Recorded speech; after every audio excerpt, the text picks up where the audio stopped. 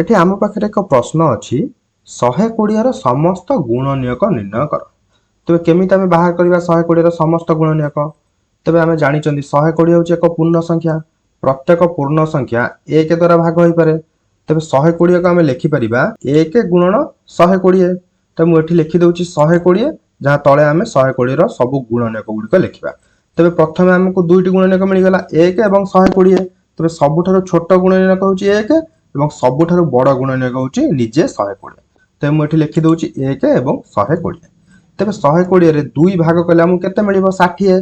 तेज 120 को लिखिपर 120 समान 2 गुणन 60। तेज 2 और 60 मध्य 120 गुणनीयक। तेज 120 रे 3 भाग कले आमको केते मिलिबो 40। तेज 120 समान 3 गुणन 40। तेज 3 40 मध्य 120 गुणनीयक। तेज 120 रे 4 भाग कले आमको केते मिलिबो 4 भाग कले आमको मिलिबो 30। तेज 120 समान 4 गुणन 30। 4 30 मध्य 120 गुणनीयक। तेज 120 रे 5 भाग कले आमको केते मिलिबो 120 रे 5 भाग कले आमको मिलिबो 24। तेज 120 समान 5 गुणन 24। 5 24 मध्य 120 गुणनीयक। तेज 120 रे 6 भाग कले आमको केते मिलिबो 120 रे 6 भाग कले आमको मिलिबो 20। तेज 120 समान 6 गुणन 20।